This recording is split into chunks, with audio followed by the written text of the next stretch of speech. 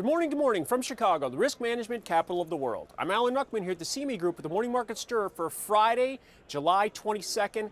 What a week it's been. Stocks did stall yesterday, got within 1 point of making new highs in the S&P, and then did drop. The futures made new highs, but that was in the overnight session. The finish for the day was down 10 points in the S&P, down 95 in the Dow futures, and down 12 in the Nasdaq. So losses were modest, between 1/4 and 0.5%. But what's important to keep an eye on here is we made new all-time highs on the week in both the S&P and the Dow, and right now we're hovering around the unchanged level. So today, Friday, we'll be on the watch for a weekly key reversal possibility.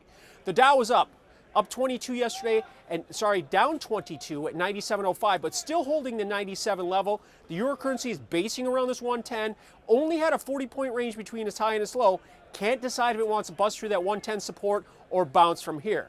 Crude oil was the mover of the day, down 2%, down $1, 44.75. So it's important to keep an eye on that, see if that support can hold at around that 44.50 level on a weekly basis. And lastly, gold was up 1%, even though we had with the dollar backing off some. 13.31 was the close, up $12. So as we come into Friday, where things stand, well, we're a bit positive, up 0.15%, a slew of earnings coming out fast and furious. Right now, the S&P's up 3, Dow futures up 20, and the Nasdaq up 7 as they try and sort all the corporate news. The dollar's up 6, still holding above 97 and 97.11. The euro currency is up 5 as well. So steady as she goes in the currency markets. Speaking of steady, bonds are unchanged right now in the 30-year. The yield, to give you an update on the 10-year note, has bounced to 1.6%.